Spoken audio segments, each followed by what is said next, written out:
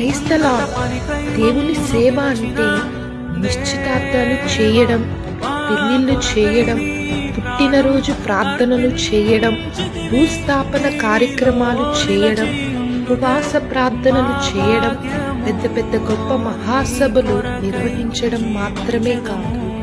దేవుని ఎరగని ప్రజలకు అనగా ఆదివాసీలు, నరమాంస భక్షకులు, వ్యభిచారులు, జైల్లో ఖైదీలు, అన్యజనులు, నిరీక్షణ లేని ప్రజలకు, అంధకారంలో ఉన్న ప్రజలకు సువార్త చెప్పి వాళ్ళని దేవునిలోనికి నడిపించడమే అసలైన దేవుని సేవ. ఈ రోజు నుండి మనము కూడా అనేకమైన నూతన ఆత్మలను దేవుడంటే గుర్తెరగని ప్రజలకు, అన్య జనాంగాలకు,